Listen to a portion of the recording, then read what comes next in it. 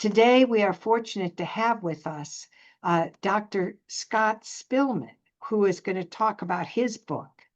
Let me, before we introduce him, tell you just a little bit about the United States Capitol Historical Society. We are the congressionally chartered, although privately funded, entity that was chartered by Congress to tell the story of the Capitol and the people who work in it in a manner that inspires informed patriotism. So we are very, very grateful for that opportunity. And we do that by providing public history information, symposiums. We do civic education, where we try to tie congressional areas with students, and so that we can begin to make sure that people are understanding the common values of this country and how those get transmitted from generation to generation. So we are grateful today to have Dr. Scott Spillman with us. Professor Spillman's new book, Making Sense of Slavery, America's Long Reckoning from the Founding Era to Today, is the topic of our conversation. And in recent years, from school board meetings to the halls of Congress, Americans have engaged in fierce debates about how slavery and its legacies ought to be taught, researched, and narrated. But since the earliest days of the Republic, political leaders, abolitionists, judges, scholars, and ordinary citizens have all struggled to explain and understand this peculiar institution.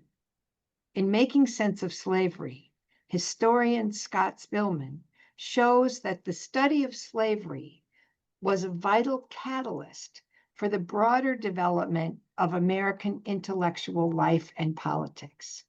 In contexts ranging from the plantation fields to the university classroom, Americans interpreted slavery and its afterlives through many lenses, shaping the trajectory of disciplines from economics to sociology, from psychology to history. Dr. Spillman delves deeply into the archives and into the pathbreaking work of scholars such as W.E.B. Du Bois and Annette Gordon-Reed to trace how generations of Americans have wrestled with the paradox of slavery in a country founded on principles of liberty and equality. There is a challenge here. As the debate over the place of slavery in our history rages on, Making Sense of Slavery shows what is truly central to American history in this very debate itself. It is my honor to introduce Dr. Spillman. I remind you that as you have questions, put them into the Q&A, and when Dr. Spillman finishes his presentation, we will indeed entertain your questions. Thank you so much for being with us. We are grateful for the support of our members, friends, and colleagues. Be well. Dr. Spillman. Thanks, Jane, for that kind introduction. And thanks to Sam and Vincent for making today's event possible, and to the U.S. Capitol Historical Society for having me. And thanks to everyone out there for taking the time to join and watch either today or at some point in the future online. If you pay attention to public discussions about slavery and American history, there are two big ideas about the subject that you might have heard stated pretty loudly over the past 5 or 10 years. On the one hand, you might have heard that the true origins of the United States can be found at the moment when slavery was introduced to British North America, and that slavery has defined American history and indeed has determined everything that makes the United States distinctive. But on the other hand, you might have heard that the ideas I just mentioned are themselves racially divisive, that teaching them is a form of radical indoctrination that causes kids to hate the United States, and that those ideas need to be rooted out of our educational system and our museums and our culture in favor of a focus on freedom, opportunity, and American exceptionalism. Obviously, these two opposing arguments present a pretty polarized black and white view of slavery and its relationship to American history. In addition, and perhaps even more importantly for my purposes, I think that they also represent a view of slavery and its relationship to American history that is itself fundamentally ahistorical. Because both sides implicitly and often explicitly make the case that there was supposedly a time not too long ago when Americans didn't argue about slavery's place in our past. According to one side, this was because Americans were racist and wanted to ignore or minimize slavery. And according to the other side, this was because Americans all agreed that our country's history was in fact about liberty, individual rights, and human happiness. But neither of these claims is fully true. In fact, we as Americans have a very long history of studying slavery, thinking about slavery, and yes, even arguing about slavery's role in American history. The research that I did for my book, Making Sense of Slavery, showed me that the history of Americans studying and thinking about and arguing about slavery's role in U.S. history goes all the way back to the era of the Enlightenment and the Revolution in the 18th century. Because the same Enlightenment moment that gave rise to the Revolution not only made slavery into a social and political problem in a new way, but also, importantly, gave people the intellectual tools to study that problem in something like a way that we still recognize today. And it's my contention that understanding that long history, understanding the different ways that Americans have studied and thought about slavery, can help us get a better handle on the debates that we continue to have about slavery and American history today. I won't be taking you through that full history today. Instead, what I want to do over the next 30 or 40 minutes is sketch just a little bit of it for you, looking at a few individuals and episodes that I think draw out some important themes and highlight some significant transformations. And since I'm talking to the U.S. Capitol Historical Society, I'm going to focus specifically on some ideas about slavery and the founding, as well as on several D.C.-based scholars and institutions. The first person I'll start with is a guy named David Ramsay. Ramsay was a medical doctor who was trained in Philadelphia in the early 1770s, just before the Revolution began, and then practiced medicine in Charleston, South Carolina for the next 40 years or so. Along the way, he also became a historian, in fact, one of the first major historians of the United States. And so, at a moment when both the future of slavery in America and the identity of America itself were open questions, Ramsay's historical works helped establish a framework for understanding the place of slavery in the new nation. David Ramsay was born in the middle of the 1700s in a small town on the Susquehanna River. He came from a farming family, and like two of his older brothers, he did well in school and went on to what's now Princeton. Colonial colleges like Princeton were different from the modern research universities we know today. They existed not to expand knowledge through new research, but to pass down the wisdom of revered texts.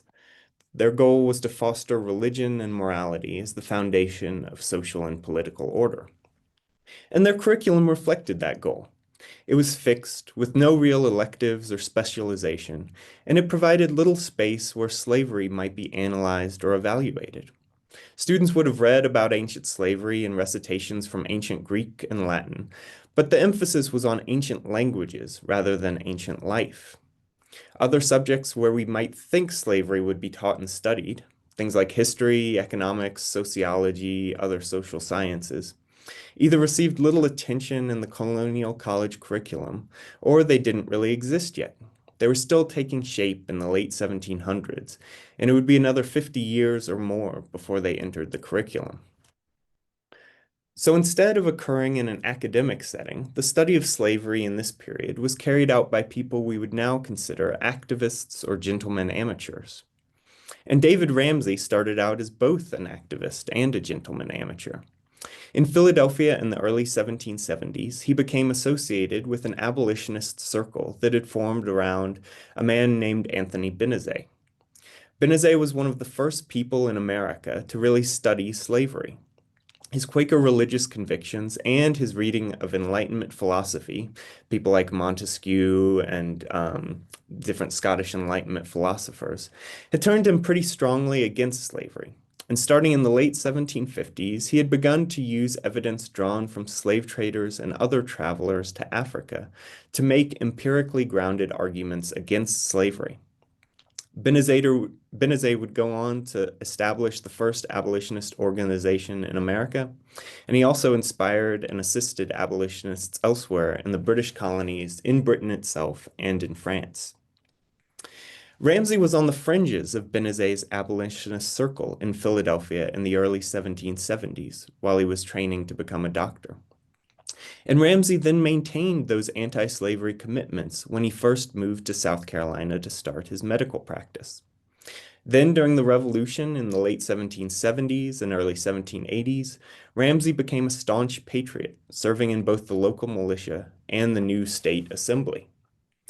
But he was arrested when the British captured Charleston in 1780, and he was sent to a prisoner of war camp. And it was there that he decided to become a historian, and to start out his career as a historian by writing a history of South Carolina's experience in the war. He took up the project soon after he was freed in 1781, and he was able to do a lot of research when he was elected to the Confederation Congress, which gave him easy access to a lot of important records. Ramsay revised his book after the Treaty of Paris officially ended the war, and then his History of the Revolution of South Carolina was published in 1785, making it the first account of the war to appear in print. During the war, Ramsay had observed firsthand how slaves fled to British lines in the South, which threatened economic production and also provoked fears of insurrection. So it's not surprising that in his book about the war in South Carolina, Ramsay portrayed slavery primarily as a potential military danger. He saw that slaves in search of freedom could pose a big security risk for slaveholders, and he also saw that slaveholders fearing the confiscation of their slaves could easily compromise on other principles, such as their support for colonial independence. Ramsay soon followed up his history of the Revolution of South Carolina with a second book, this time on the general history of the Revolution throughout the colonies. Ramsay had finished writing most of it by 1786 or 1787, but then he waited for the Constitution to be ratified before publishing his History of the American Revolution in 1789, timed perfectly to coincide with the start of the new government. Even though his book culminated with the Constitution, Ramsay believed the most important part of the book was in fact its opening section on the growth of the colonies. He thought the colonial period offered what he called a large field for philosophical and political observations. But he faced the problem, an important one in history, and especially in the history of slavery, that he didn't have enough good sources to really flesh out the story. That lack of information meant Ramsay could provide only a short treatment of colonial history. But even so, he found space there to discuss slavery in a more sustained and critical way than nearly any other American historian to that point. In the pages where he discussed slavery, Ramsay focused primarily on slavery's negative effects on white society, as was fairly common at that time, describing slavery as deadly to industry, temperance, and abstinence because of the way it fostered early, excessive, and enervating indulgences. The result, according to Ramsay, was that the southern colonies remained far inferior to their neighbors in strength, population, industry, and aggregate wealth. But maybe the most important point that Ramsay made was that it didn't have to be this way. From imagined necessity, he wrote, founded on the natural state of the country, domestic slavery seemed to be forced on the southern provinces. As you might have noticed, that sentence contains an awful lot of qualifications. Imagined necessity seemed to be forced. Ramsay's phrasing there clearly distanced him from the claims and questioned their truth. But then a funny thing happened, which is that the longer Ramsay stayed in the slaveholding state of South Carolina, the more Ramsay's attitude towards slavery began to change. For one thing, he married into a wealthy slaveholding family, which gave him a different perspective and a new set of interests. For another, he put himself up for election to the House of Representatives in the fall of 1788, but was soundly defeated after he was tarred as an abolitionist who didn't have South Carolina's true political interests at heart. Starting around that time in the late 1780s, after his marriage and political defeat, Ramsay's earlier critique of slavery shifted to a justification of it. He no longer expressed Southern sentiments in tentative and qualified terms as he'd used earlier, and he no longer voiced any support for the end of slavery. The Negroes are here and in a state of slavery, he wrote around that time. Experience proves that they who have been born and grown up in slavery are incapable of the blessings of freedom. Emancipation, therefore, would be ruinous, both to masters and slaves. In the years after his political defeat, Ramsay retreated from active participation in politics. He also didn't write any new histories. But then, in middle age, he suffered a series of setbacks, and his finances collapsed after some of his properties burned, some lands proved unproductive, a hurricane hit, and he sunk $25,000 into a canal project that he described as ruinous. Things got so bad by the early 1800s that he began to write history again as a way to raise money. This is never a good plan. Ramsay's new projects weren't great works of scholarship. Instead, they were designed to be completed quickly and to sell well, and they were often copied from other authors or from his own earlier works. Nevertheless, the choices he made in them regarding slavery are revealing. He retained some of his statements about slavery's negative effects on white society, but his overall emphasis changed. One small detail is especially telling. 20 years earlier, in the 1780s, Ramsay had written, "From imagined necessity, founded on the natural state of the country, domestic slavery seemed to be forced on the southern provinces."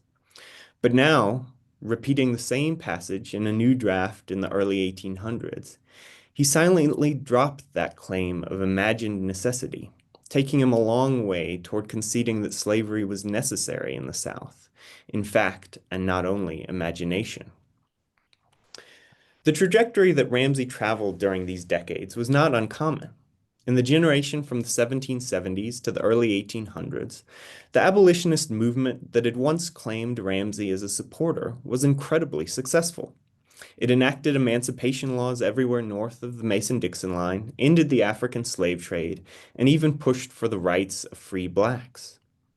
But slavery survived that Revolutionary era challenge in the South, became even more entrenched as it spread to new territories across the Appalachians, and received new rationalizations that placed it on a stronger footing going forward. By the early 1800s, many Southerners, even some former abolitionists like Ramsay, were becoming increasingly comfortable articulating a vision of American society in which slavery played a vital social and economic role. And those two big changes that developed in tandem with one another, abolition in the North and the development of a stronger pro-slavery position in the South, were setting the country on a path towards civil war. Now I'm going to zoom forward more than 100 years from David Ramsay to focus on a pair of people based in Washington, D.C., who transformed the study of slavery in the early 1900s. One of them, Carter Woodson, is pretty well known these days as the father of Black history, while the other one, a man named John Franklin Jameson, is much less well known, but was a key figure in building up the institutions of historical scholarship and humanistic scholarship more broadly in the United States. Woodson was Black and Jameson was white, and I like to focus on them together because their partnership shows the existence of significant collaborations between white and Black scholars on the subject of slavery, even back in the 19-teens and 1920s, a period that we often consider the low point of race relations in the United States. But at the same time, the partnership between Woodson and Jameson also shows the various constraints that made it much harder for Black scholars at that time, no matter how talented, to do research and publish scholarship on the same level as their white colleagues. By the time Woodson and Jameson were working together in the early 1900s, a lot had changed since David Ramsay was writing about slavery's role in the United States more than a century earlier. For one thing, slavery was gone. It was abolished across the United States by the 13th Amendment in 1865, and that meant both that slavery itself was no longer a pressing political issue, and also that the study of slavery had shifted from the realm of first-hand observation and experience to that of historical research. And for another thing, that historical research now occurred in a new institution, the research university, which had grown up in the United States after the Civil War in the 1870s and 1880s, often layered on top of older colleges, and which was defined by the presence of professors and graduate students producing new knowledge in laboratories and seminars. Both of these big changes, the end of slavery and the rise of the research university, were embodied in the figure of Carter Woodson, probably the only American ever awarded a PhD in history whose parents had been enslaved. Woodson's father had worked as a plantation carpenter, and his mother had been a field slave. Then, after the war, they became sharecroppers and then managed to buy their own land east of Richmond. And that was where Woodson was born in 1875. Growing up, Woodson worked alongside his 6 siblings on his family's farm and attended a one-room school for a few months each year.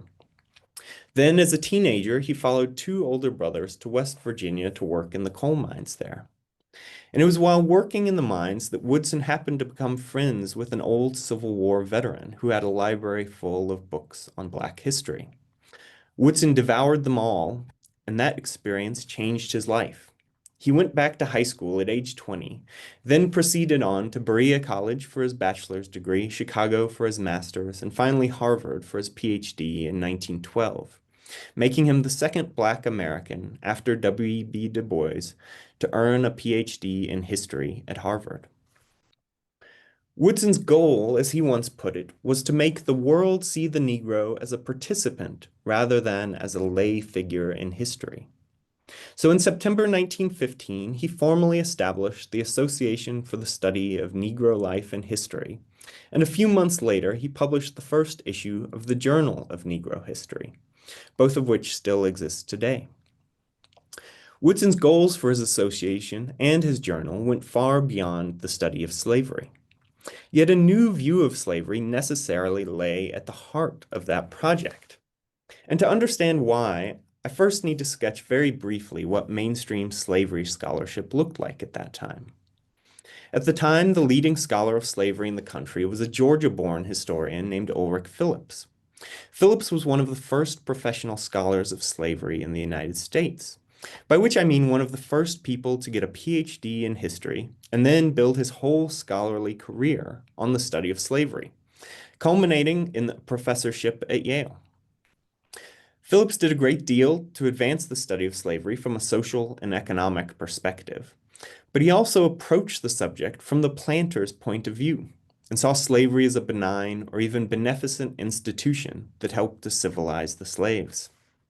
In 1918, Phillips finally completed American Negro Slavery, his big book on the subject. There were injustice, oppression, brutality, and heartburning in the regime, he concluded. But where in the struggling world are these absent? There were also gentleness, kind-hearted friendship, and mutual loyalty to a degree hard for him to believe, who regards the system with a theorist's eye and a partisan squint. White scholars tended to celebrate Phillips's book as definitive, a status it would largely hold for more than 3 decades in the academy. But Black scholars and some white scholars dissented pretty sharply from that view, and perhaps none more so than Carter Woodson. Among the author's shortcomings, Woodson wrote in his own review of the book, are his inability to fathom the Negro mind, his failure to bring out the cycles of the history of slavery, and a tendency to argue to the contrary when facts seem to be unfavorable to the slaveholders. Woodson wanted to encourage a different kind of study of slavery, one that could fathom the Negro mind, that could bring out the cycles of the history of slavery, and that could acknowledge when facts were unfavorable to the slaveholders. But that was a big job, and at the time Woodson was operating largely outside the traditional academic infrastructure, and more or less solo, running his association and publishing his journal on the side of his day job as a high school teacher in Washington, D.C.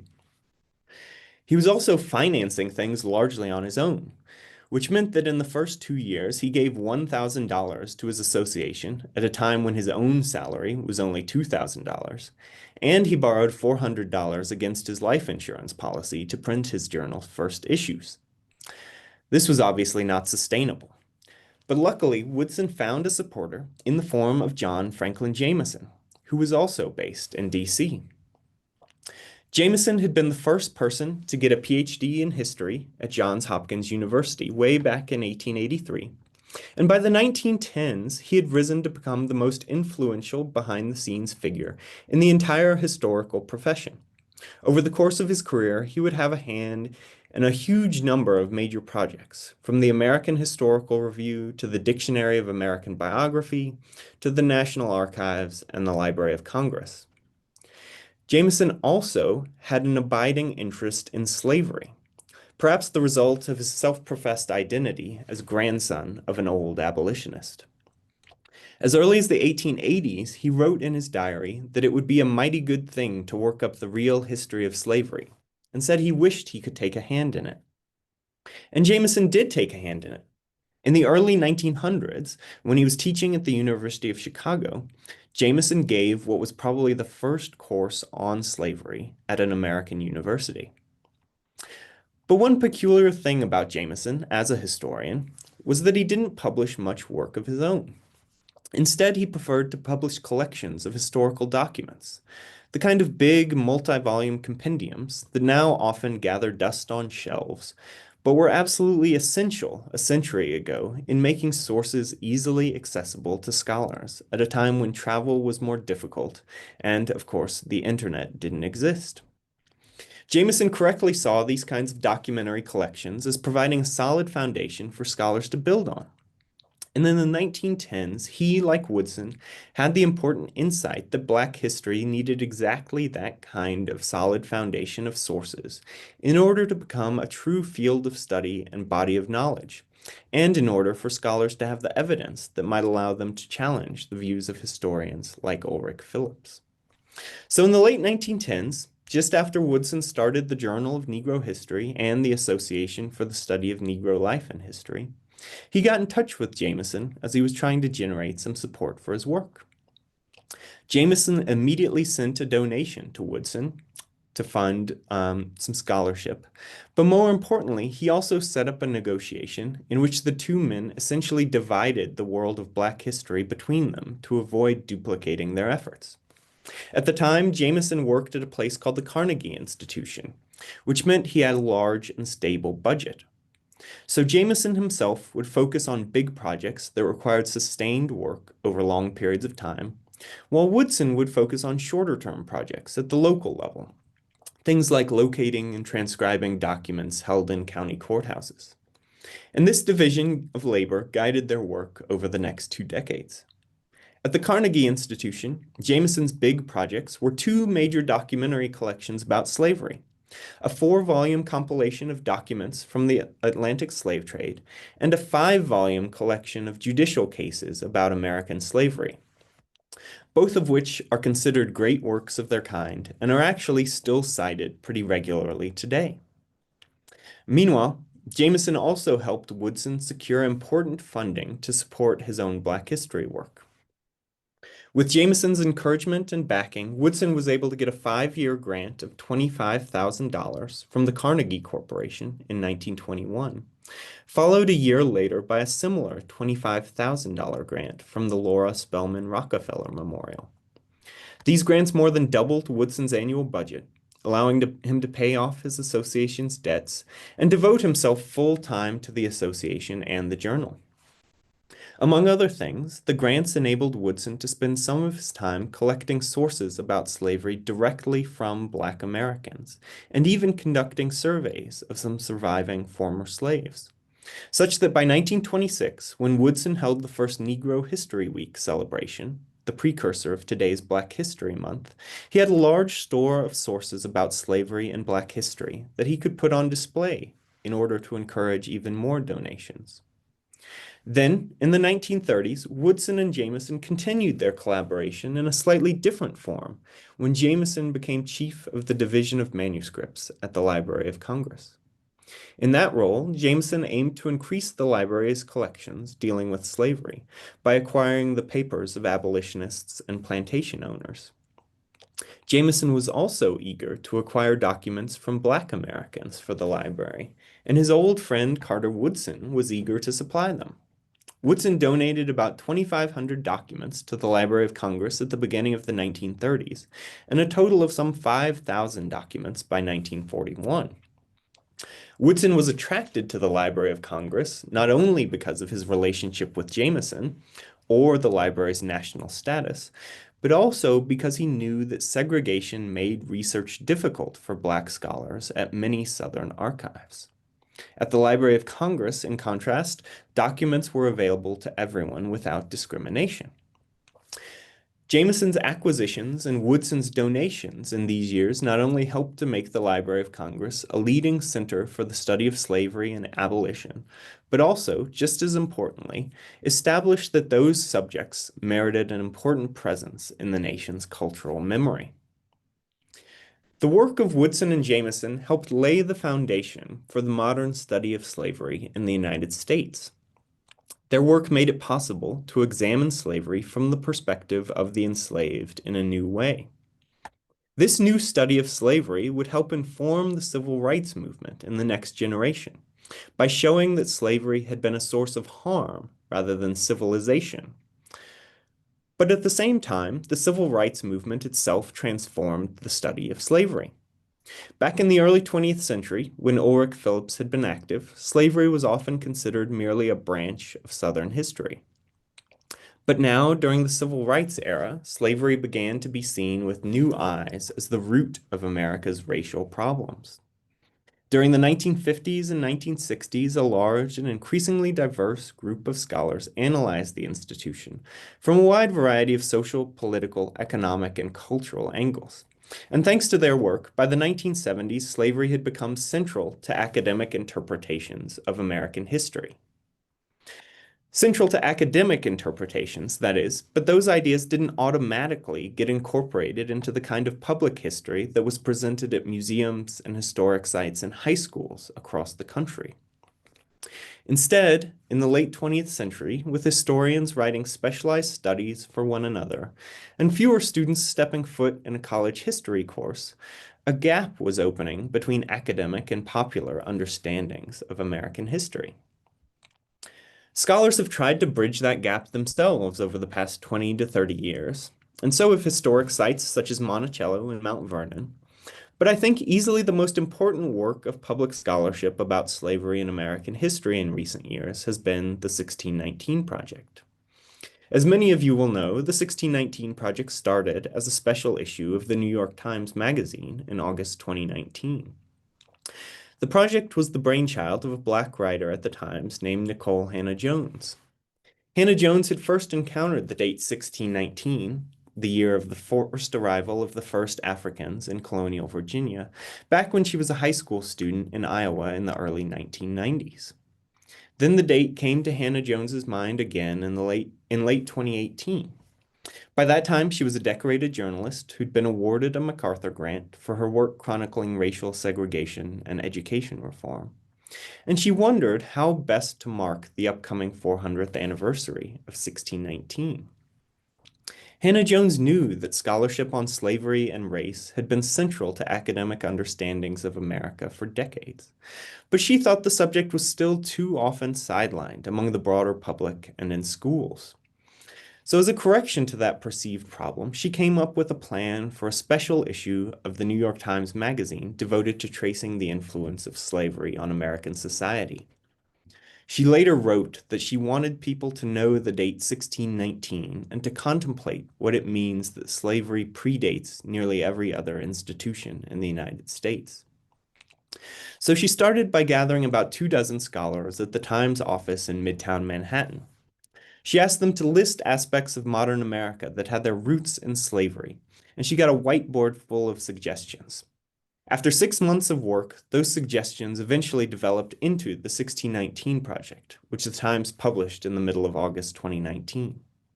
And in its original form, the project included 10 essays on slavery's legacy, covering everything from healthcare and sugar consumption to traffic patterns.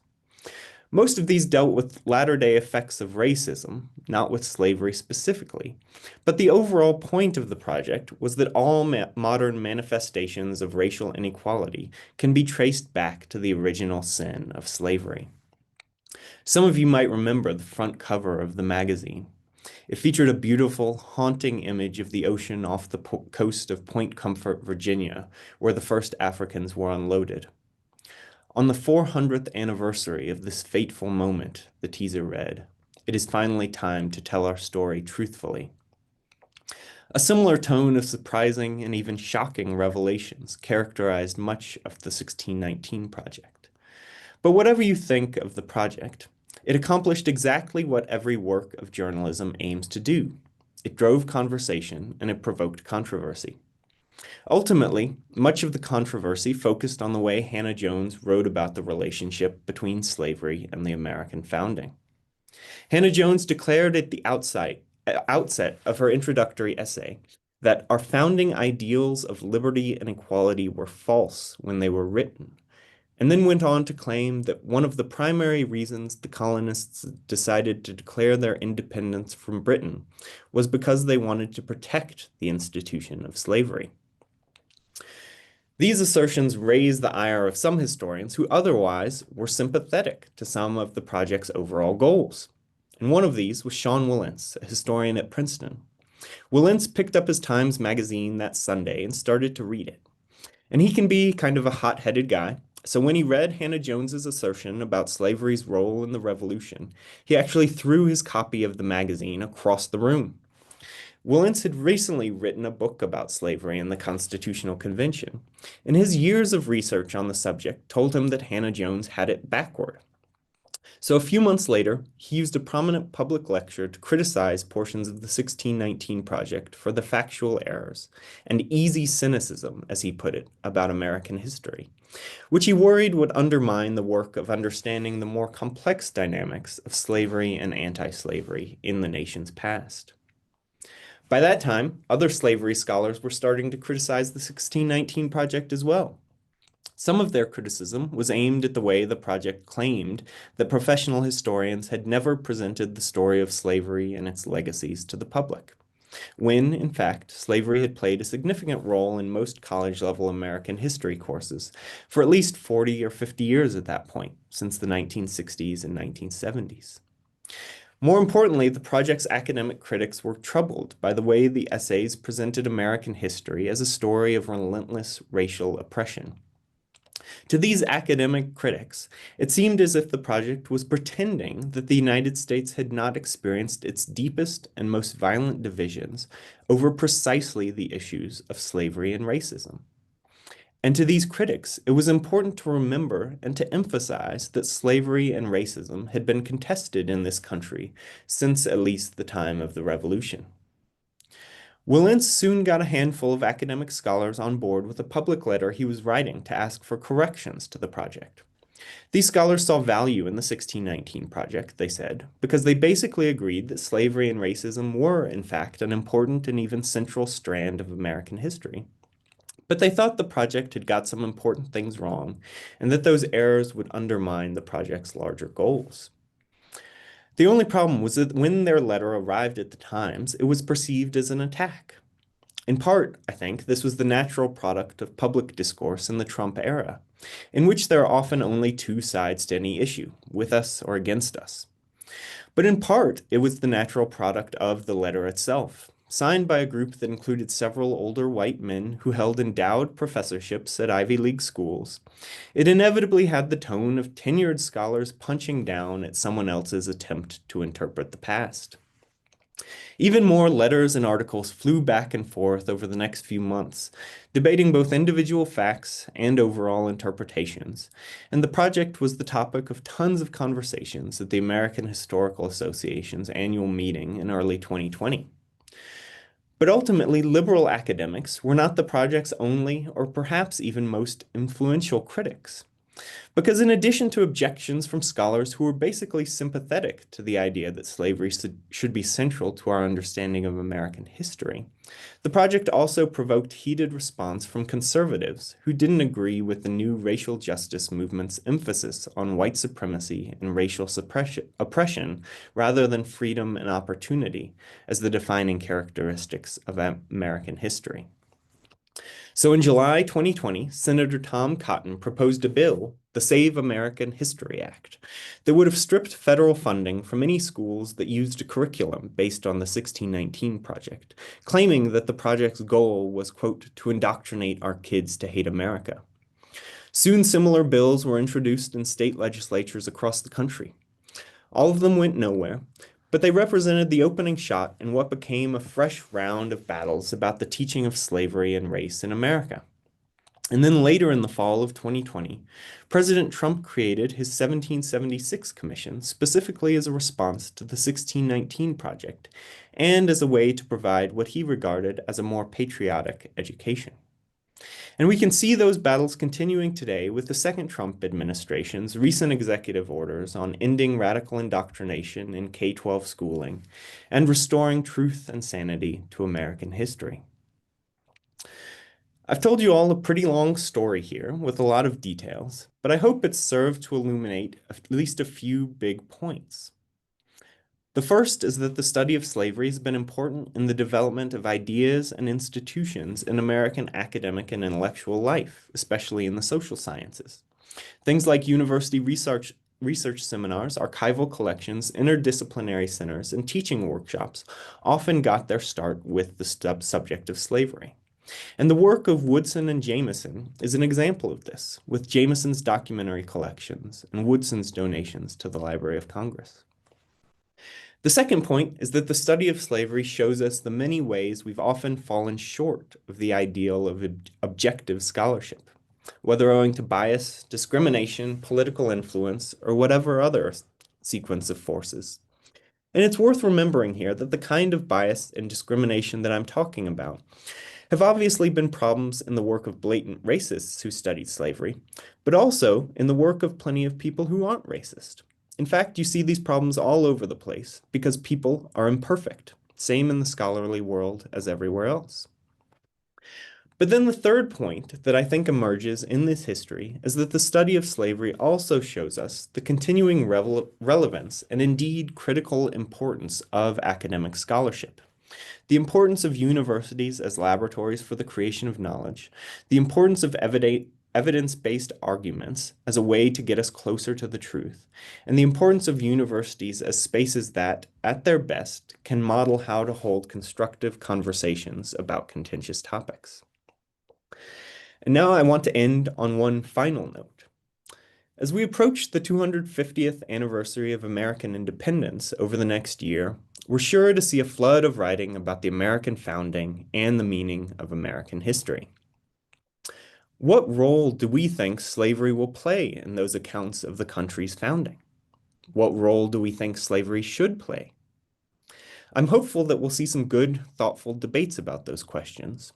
Because as you might be able to tell from the story I've told today, I think people can reasonably disagree about interpretations of slavery in American history and slavery's centrality to American history. And in fact, I think it's good for people to disagree about those things. But the right way to address those disagreements is through open debate and not by shutting down discussion.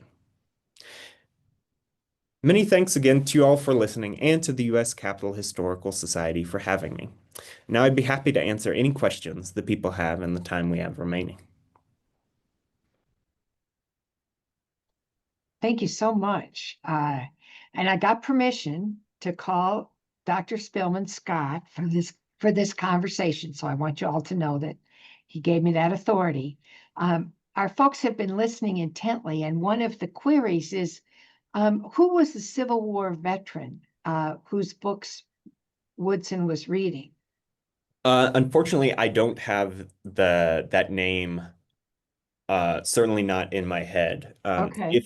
If that name is known, it is probably in Jacqueline Goggins' biography of Carter Woodson, which is where I've drawn a decent amount of my account of his life and work on slavery. And so that would be the place to look if people want to dive into sort of how Woodson got into the study of slavery.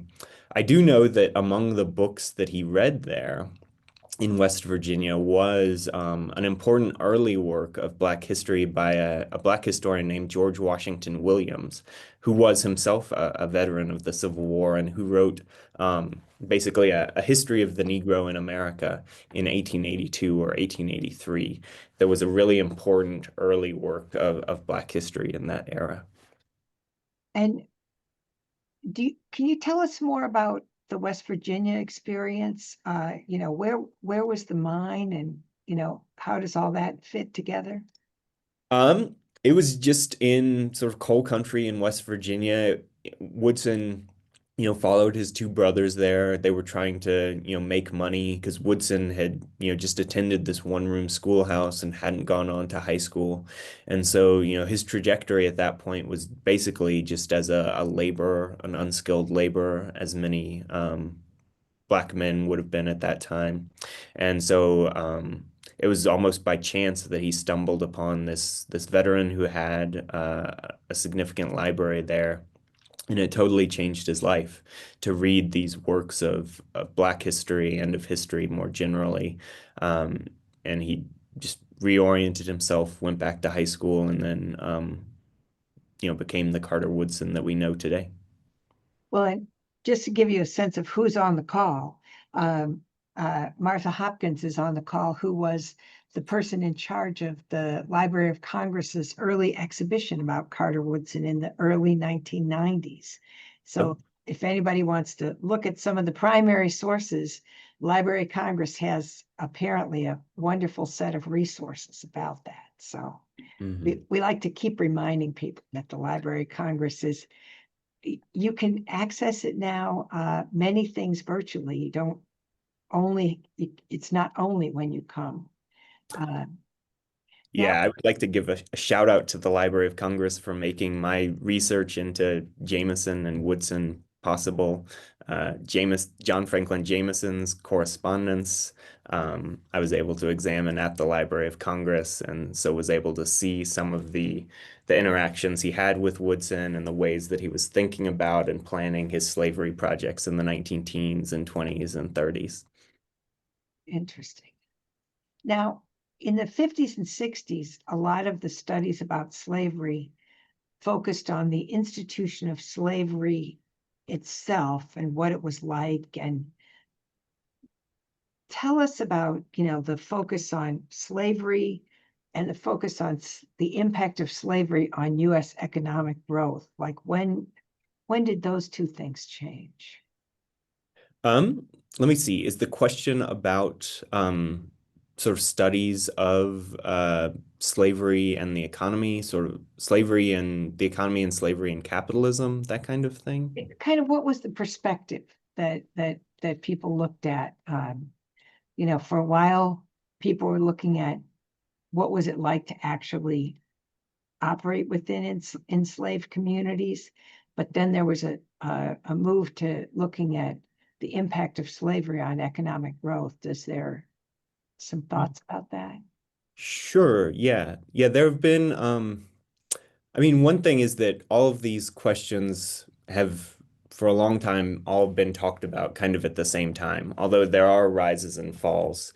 Regarding slavery and kind of American economic growth or just the economy more generally, if we want to go back to, say, Ulrich Phillips, his idea was that slavery was becoming less profitable over time. And and that it was sort of declining and that but that it was maintained for social reasons, that it was economically unprofitable but socially profitable, if that makes sense, that it was a way of regulating the relations between the races and of educating supposedly sort of savage or uncivilized Negroes to sort of a more civilized state.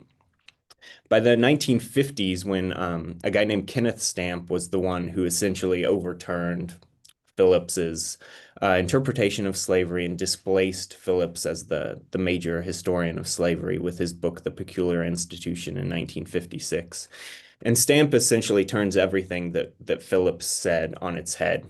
And so for Stamp, writing sort of as the civil rights movement was getting underway, slavery was socially a disaster. It destroyed lives, both white and black, but it was economically profitable. And that was one reason that it was kept. And so this sort of argument about slavery's profitability and then how that profitability relates to larger questions of economic growth has been one that's surfaced throughout history, but then more prominently, I would say, in the last 10 or 15 years with the rise of sort of the new historians of slavery, of capitalism, and the slavery and capitalism studies, kind of making the case that slavery really is at the heart of American industrial development and economic growth from the early years. And I think that's a contested topic, as many of these things are. Obviously, slavery contributed to American development in some way, but at the same time, one result of abolition in the North was that you have these sort of free farming communities taking shape in New England and across what was the old Northwest, and they promote economic development in kind of a different kind of way. Just to give you some suggestions, the main book about this recently, Edward Baptist's The Half Has Never Been Told, is sort of a summation of some of that slavery and capitalism scholarship, a synthesis of it. But then the best critiques of that I've read are from James Oakes, who's written some articles critiquing the slavery and capitalism scholarship. I hope that answers the question. And we also, our librarian from Library of Congress reminds us that the Woodson exhibit happened before we had virtual resources. So you wouldn't be able to see the exhibit, but you would be able to see the original documents, or some of them, if they're, as they've gradually been virtually, created as digital records. Now, one of our folks is asking, as we look at the understanding slavery in the United States, the people who came on the boat were enslaved before they got on the boat. And so how does that play into the story? That's an interesting question. And actually on this, I might recommend to you all a book that will be forthcoming in about 4 months by a guy named John Samuel Harpham, called The Intellectual Origins of American Slavery. And one of the things that John does in that book is he looks at the ways that early British people who were just sort of getting involved in the slave trade thought about African societies and specifically about the practice of slavery in African societies.